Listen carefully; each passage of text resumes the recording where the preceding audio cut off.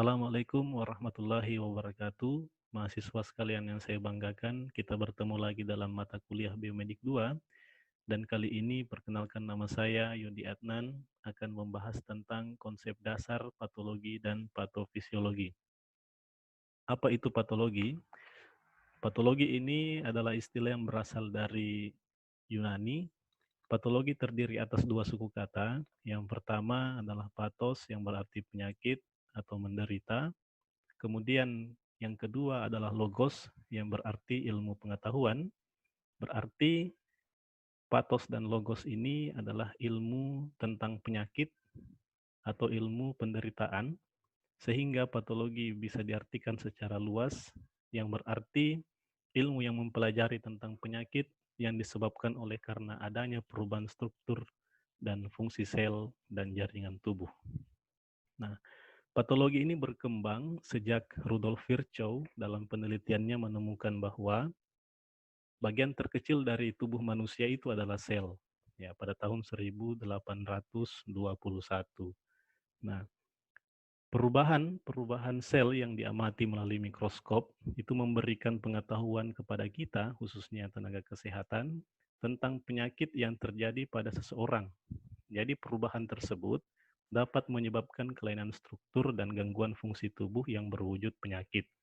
Nah, sebagai contoh, kita bisa lihat bahwa ya, jika terjadi kelainan struktur pada kelenjar pankreas, maka akan terjadi perubahan fungsi dari pankreas tersebut.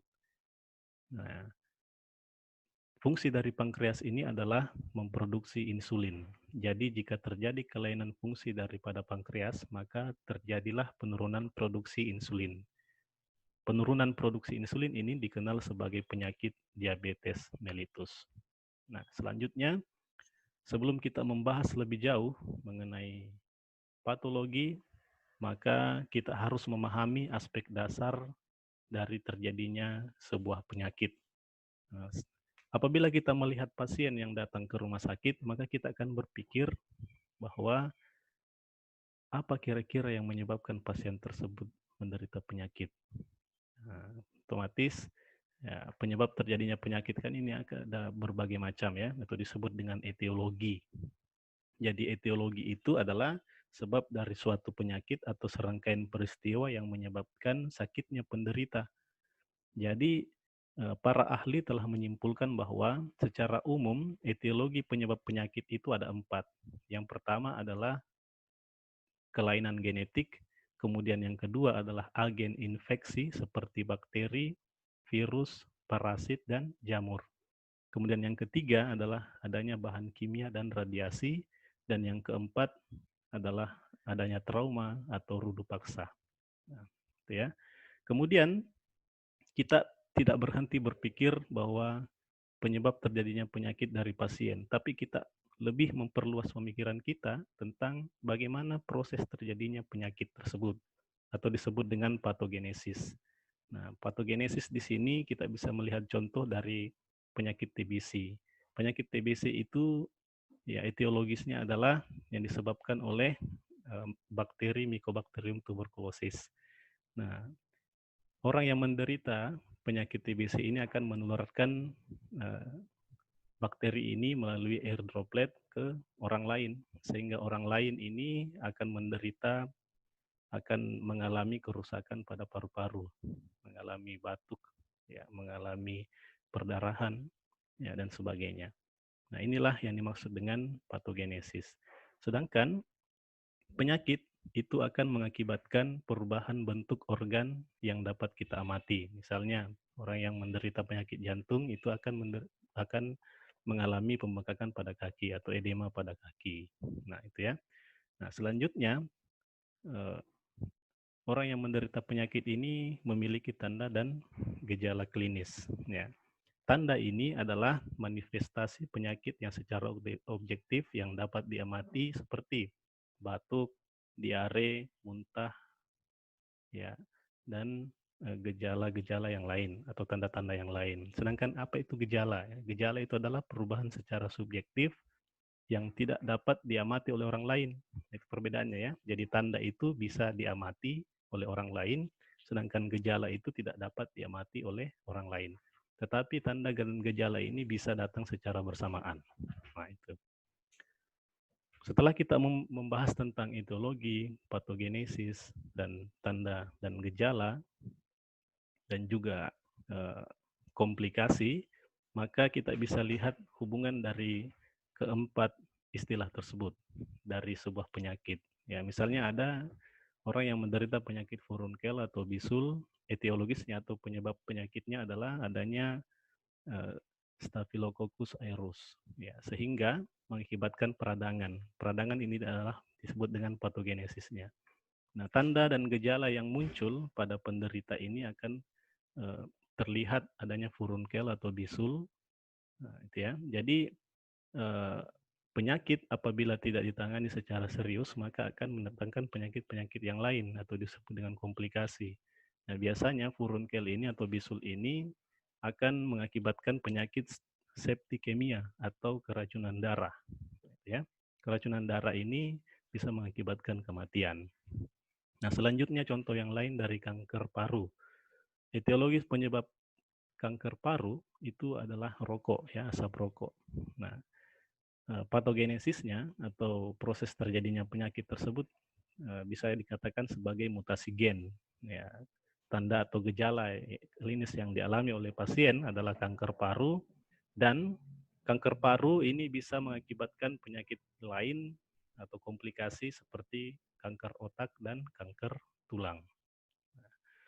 Sekarang kita membahas tentang patofisiologi.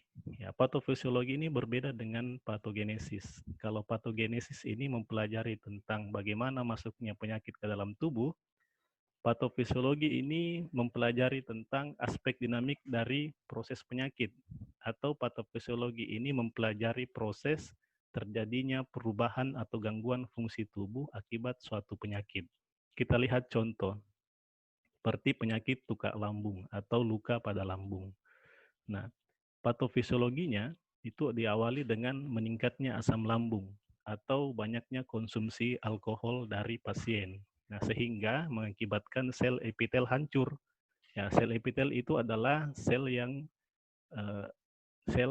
berfungsi dalam pertahanan tubuh.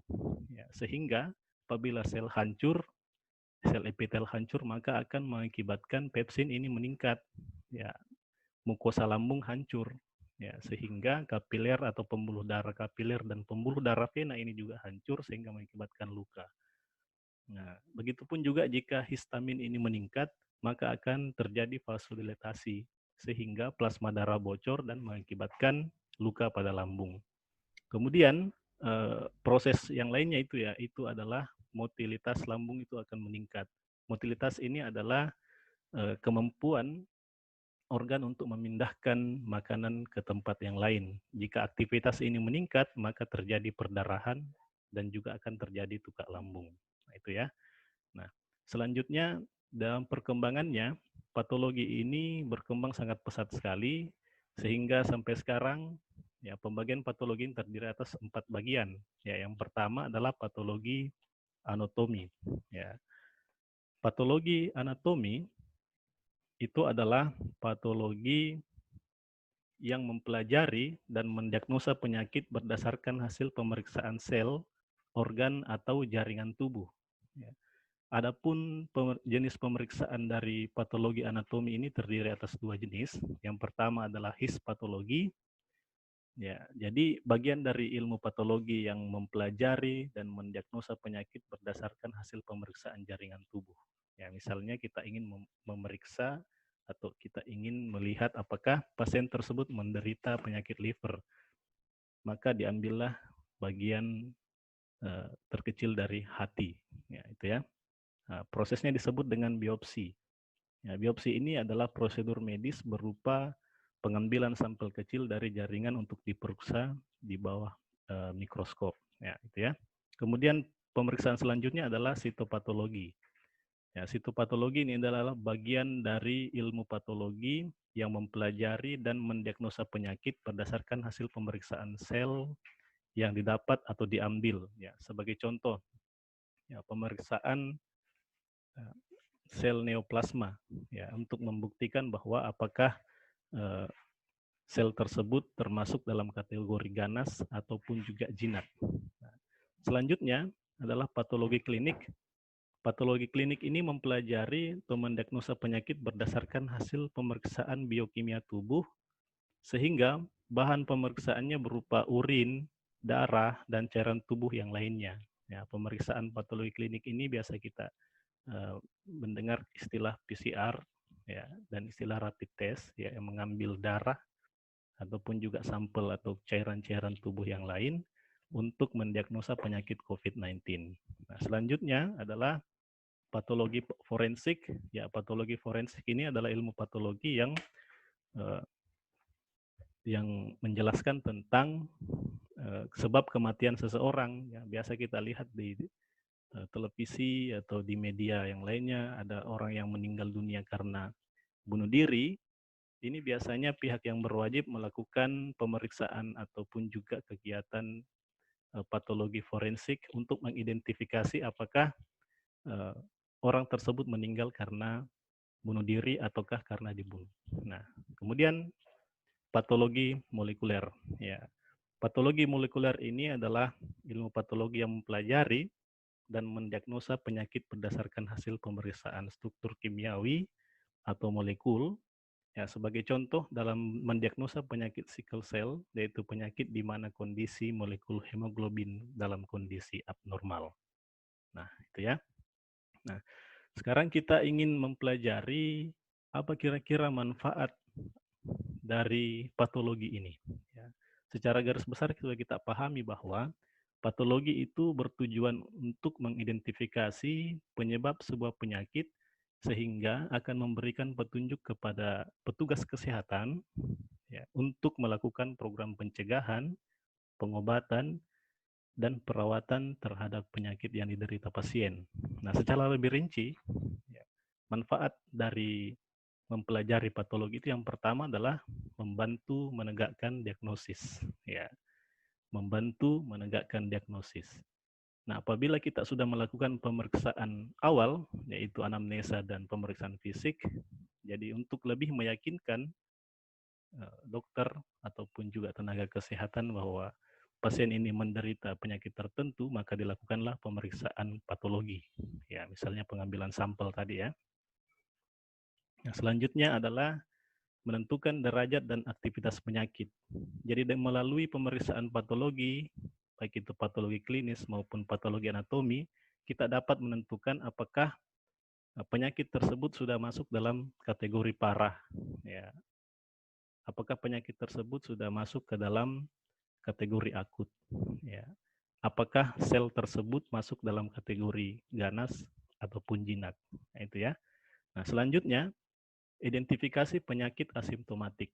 Ya, asimptomatik ini adalah suatu kondisi di mana seorang penderita itu tidak mengalami tanda dan gejala dari penyakit tersebut. Nah, sekarang kan banyak sekali orang yang menderita COVID-19 tapi tidak mengalami tanda dan gejala. Oleh karena itu, maka dilakukanlah pemeriksaan patologi klinik ya melalui pemeriksaan rapid test dan PCR ya. Jadi seperti itu.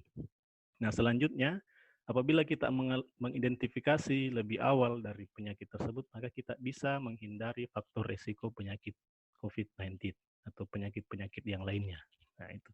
Kemudian yang terakhir tentu saja, pemeriksaan patologi anatomi ini atau patologi klinis ini itu merupakan bagian daripada proses screening yang memisahkan antara orang yang reaktif dan orang yang non-reaktif.